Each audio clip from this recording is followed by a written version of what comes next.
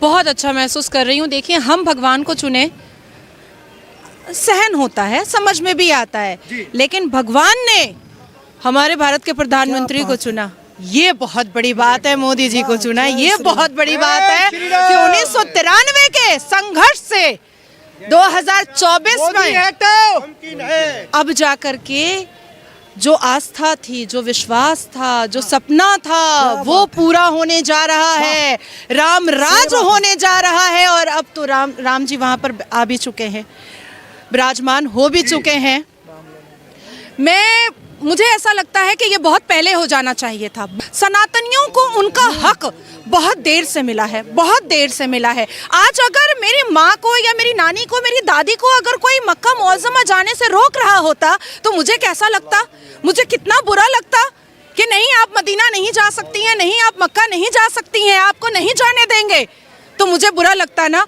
तो कितने साल आप लोगों ने इंतज़ार किया, कितने साल इंतज़ार किया। कभी कभी सोचती हूँ तो आंखों में पानी आ जाता है कि ना जाने कितने महंतों ने और संतों ने अपनी जान गंवाई, कितने राम के भक्तों ने अपनी जान गंवाई, तब जा कर के आज इतने लोगों को ये दिन देखने को मिल रहा है। और भगवान राम सिर्फ सनातनियों के नहीं है, भगवान राम हम जैसे शिक्षित और इस राष्ट्र और इस भूमि से मोहब्बत करने वाले मुसलमानों के भी हैं। हमें भी पूरी श्रद्धा और आस्था है उन पर, हमें भी पूरा विश्वास है उन पर। और इसीलिए मैंने कहा कि 411 सीटों से जब मोदी जी दोबारा शपथ लेंगे तो सबसे पहले नाजिया माथा टेकेगी भगवान राम जी के मंदिर में। मुस्लिम होकर के मंदिर में जाओ। लो, कोई पहली बार थोड़े ही हो रहा है। और मुस्लिम होकर के मैं मंदिर क्यों नहीं जा सकती हूँ भाई? क्या मैं आफ्ताब की तरह बोटियां कर रही हूँ? क्या मैं नासिर खान की तरह बलात्कार कर रही हूँ, या अवैसी की तरह भारत के माहौल को भड़काऊ भाषण दे करके खराब कर रही हूँ, या लैंड माफिया खोल करके बैठी हूँ वक्फ बोर्ड की तरह, या हलाल सर्टिफिकेट की तरह जाली धंधा कर रही हूँ, या हलाला के नाम पर प्रोस्टिट्यूशन करवा रही हूँ? मैं तो ऐसा कुछ नहीं कर रही हूँ। मैं तो आस्था और विश्वास की जगह पर आ रही हूँ, एक पाक जगह पर आ रही हूँ, एक पवित्र जगह पर आ रही हूँ। मैंने क्या गलत किया? मैंने कुछ भी गलत नहीं किया। नहीं लगता मैम ऐसे बोलते हुए कहीं फतवा ना जारी हो जाए? फतवा जारी होगा तो भारत में जितने कोर्ट है उसी में चप्पल घिसवा दूंगी। बहुत बढ़िया, जय श्री राम। नहीं, अगर एक मुस्लिम महिला हिंदू के भजन को गा देती है तो उसके लिए फतवा जारी हो जाता है, और आप खुलकर बोल रही हैं। हाँ, मैं तो खुलकर बोलूंगी, एकदम खुलकर बोलूंगी, काहे नहीं बोलूंगी? कौन रोक सकता है मुझे? अवैसी साहब के पास, मदनी साहब के पास, बर्क साहब के पास बहुत बड़ा फ्रीडम ऑफ स्पीच है। आर्टिकल 19, 14, 21, 22, 29 मेरे लिए नहीं है। काहे नहीं होगा मेरे लिए? मेरे लिए नहीं होगा। बहुत बढ़िया, हम भी फ्रीडम ऑफ स्पीच पे बात करेंगे, फ्रीडम ऑफ स्पीच पे बात एकदम। और मैंने तो संविधान पढ़ा हुआ है। अवैसी अगर बैरिस्टर है तो नाजिया कोई जाहिल अनपढ़ तो नहीं है कि वो समझा देंगे भाई मेरा फ्रीडम ऑफ रिलीजन है, मेरा फ्रीडम ऑफ स्पीच है। तो मेरा कहाँ चला गया? मेरा कहाँ चला गया? मैं जाकर के सीरिया में ढूंढूं क्या अपना फ्रीडम ऑफ स्पीच? मैं सीरिया में ढूंढूंगी क्या? बहुत बढ़िया, बहुत बढ़िया। फ्रीडम ऑफ स्पीच की बात कर रहे हैं तो बात भाईचारे की करिए ना। ये तो कहीं ना कहीं बोल रहे हैं कि धर्म के नाम पर, मंदिर मस्जिद के नाम पर बार बार माहौल खराब होता रहा है। चलिए भाईचारे की बात करते हैं। ज्ञानवापी दे दो बिना लड़े। बहुत बढ़िया, भाईचारे की बात करते हैं, भाईचारे की बात करते हैं ना। सनातनी बेटी श्रद्धा की बोटियां करके आफ्ताब को फिर ससुराल भेज दिया गया, जेल। हमारे और आपके टैक्स के पैसे पे उसको दामाद बना करके रखा गया जेल के अंदर। कटवा दो औजार, बना दो नामर्द, क्योंकि इस्लाम तो यही कहता है, इस्लाम तो यही कहता है ना कि बलात्कारियों को नामर्द बना दिया जाए। सऊदिया का कानून भी यही कहता है और हमारे अल कुरान 30 पारा भी यही कहता है कि अगर कोई भी मुसलमान मर्द ज़िना करता है तो उसको नामर्द बनाया जाए। बनाओ, मैं लिस्ट दे देती हूँ बलात्कारियों का, मुसलमान बलात्कारियों का। आपने ज्ञानव्यापी की बात की कि ज्ञानव्यापी दे दो, भाईचारे की बात करेंगे, शुरुआत करेंगे, करते हैं शुरुआत ना। ओवैसी साहब ने कहा था कि 1991 का जो वर्शिप एक्ट है उसका उल्लंघन है। ये क्यों वहाँ पर पूजा नहीं हो रही थी? 1717 से वहाँ पर पूजा हो रही है। जयपुर के महाराजा जी ने जब वहाँ पर चबूतरा बनवाया था, चौकी रखी थी, वहाँ से लेकर के 1858 में पहला मुकदमा दायर हुआ था। 1885 में फैजाबाद कोर्ट में सीरियल नंबर 68 केस गया था। और उसके बाद से लेकर के सर्वोच्च न्यायपालिका में जब 2 डेकेड लड़ाई निर्मोही अखाड़ा के साथ और वीएचपी के साथ जब हो रही थी, तो ये लोग क्या अपने मुंह में लेमन जूस लेकर बैठे थे? All India Muslim personal law board लड़ करके क्यों नहीं जीते? लड़ करके क्यों नहीं जीते? सबूतों के आधार पर क्यों नहीं जीते? जब आचार्य जी ने 441 वेदों और ग्रंथों के सबूत रखे थे मुसलमान जज के सामने, तब उसको क्यों नहीं काट पाए? अरे भाई, लीगल भी आप जीते हैं, धार्मिक भी आप जीते हैं, और इमोशनली भी आप जीते हैं। तीनों आधार पर आपकी जीत हुई है। तो अब इसमें क्या हम लोग क्या बोल सकते हैं? और अवैसी साहब जो बोल रहे हैं वो अपना टीआरपी बनाने के लिए, माहौल गर्म करने के लिए ये सब बोलते रहता है। खुद बैरिस्टर है, 5 मुसलमान भी बैरिस्टर नहीं बना पाया, 5 मुसलमान भी बैरिस्टर नहीं बना पाया। लेकिन मैम, एक तरफ जहां राम के नाम पर राजनीति तो दशकों से होती आई, लेकिन अब सीधा सीधा आरोप लग रहा है कि बीजेपी जो है एक पॉलिटिकल इवेंट ऑर्गेनाइज कर रही है, ये कोई आस्था वास्ता का प्रोग्राम नहीं है। तो फिर अवैसी भी नमाज बिछा करके नमाज जो है अपने सियासत के फायदे के लिए ही पढ़ता होगा, उसी के लिए पढ़ता होगा। धार्मिक अगर किसी के धर्म को हम उंगलियां उठाएंगे तो हमारे धर्म पर भी तो उंगलियां उठेंगी ना। आप लोग बहुत शरीफ आदमी लोग हो, सनातनी बहुत टॉलरेंस है, बड़ा बर्दाश्त है आप लोगों के अंदर। ऐसा इसलिए बताया जाता है।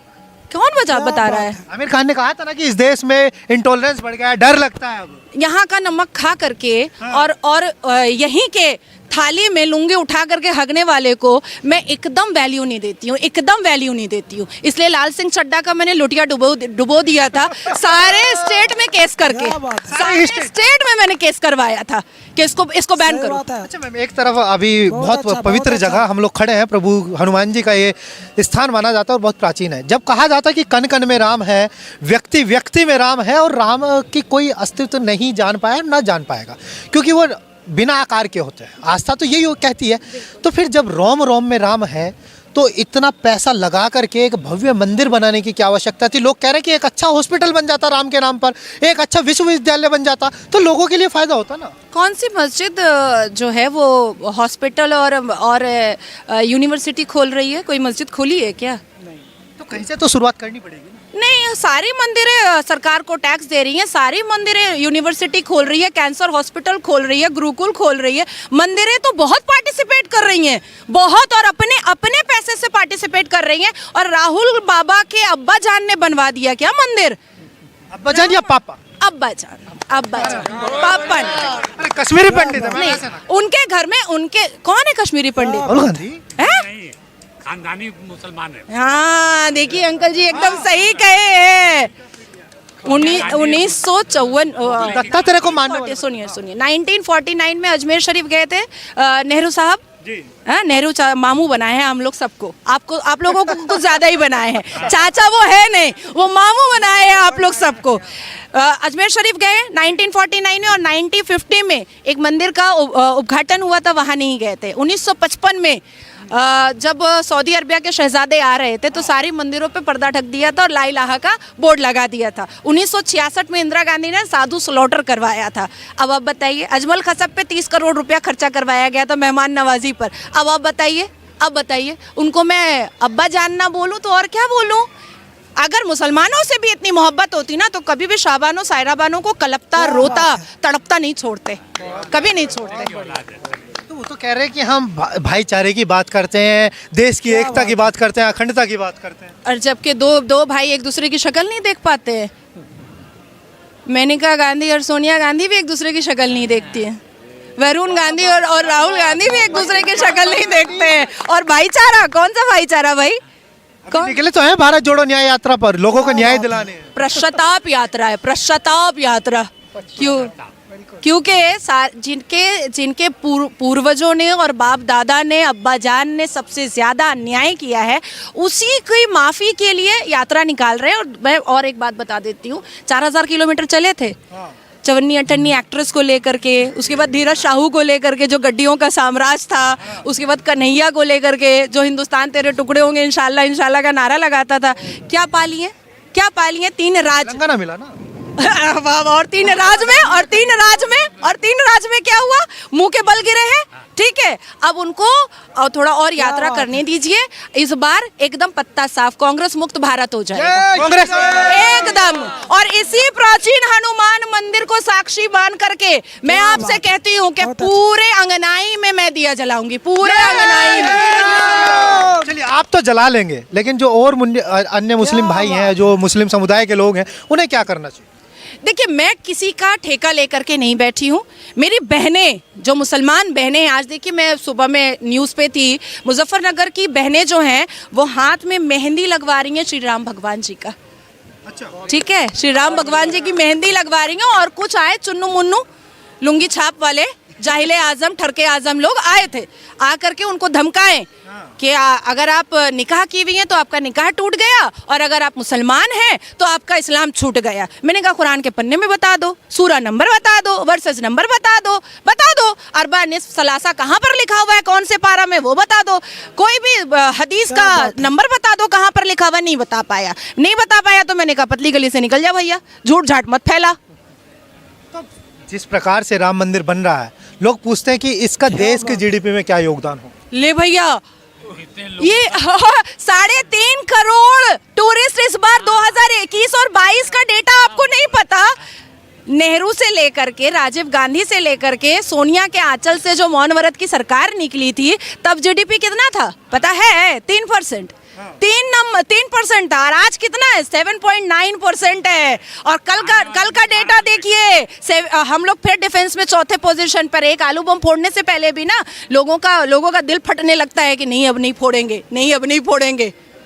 तो उन लोगों को क्या जवाब देंगे या संदेश देना चाहेंगे कि जहां से कहीं ना कहीं ये बात उठ के आई थी जब हम एक बार ग्राउंड पे थे कि अभी तुम्हारी बीजेपी की सरकार है तो मंदिर बन गया, जब हमारी आएगी तो तख्ता पलट कर देंगे, और मंदिर भी वहां से हटा दिया। ये जो यहाँ पर आपको दिख रहे हैं ना, ये अब कांग्रेस का जमाना नहीं है। 82.7% लोगों को चीर करके अगर राम मंदिर औकात है 14% को तोड़ने की, तो तोड़ के दिखाए इसे, दिखाए खाली, दिखाए। सबसे आगे नाजिया इलाही खान खड़ी रहेगी। हमारा कुरान कहता है लकुम दीनकुम वलिय दीन, आप अपने धर्म की इज्जत करो और दूसरों को उसके धर्म की इज्जत करने दो। और मैं अपने आप को और मुसलमान अपने आप को इस अथॉरिटी की पोजीशन में लेकर आना छोड़ दें। कितने % मुसलमान?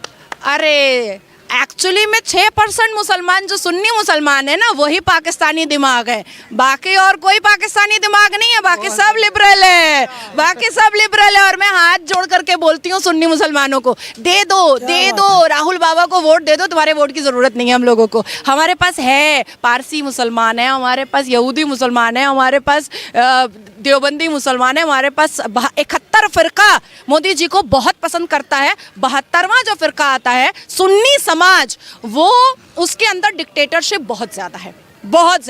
लेकिन तानाशाही का आरोप मोदी पर लगता है। कोई एक बात बताइए, क्यों 33% वुमेन रिजर्वेशन बिल पास कराना तानाशाही होता है? 3 तलाक से मुसलमान बेटियों को रिस्पेक्ट दिलवाना, 3 तलाक बैन करके ये तानाशाही होती है क्या? देश की जीडीपी बढ़वाना ये तानाशाही होती है क्या? मालदीव्स को 3 फोटोग्राफ से उसकी औकात याद दिलाना ये तानाशाही होती है क्या? पीओके में 24 सीटें के बारे में बात करना पार्लियामेंट के अंदर ये तानाशाही होती है क्या? पाकिस्तान के आतंकवादियों के आंख में आंख मिला करके ये कहना कि तुम घुसो कब्रिस्तान यहीं खोद देंगे, ये तानाशाही होती है। चीन पर क्यों चुप हो जाते? चीन पर कौन चुप है? चीन पे तो पाकिस्तान चुप है, क्योंकि चीन पाकिस्तान का आका है।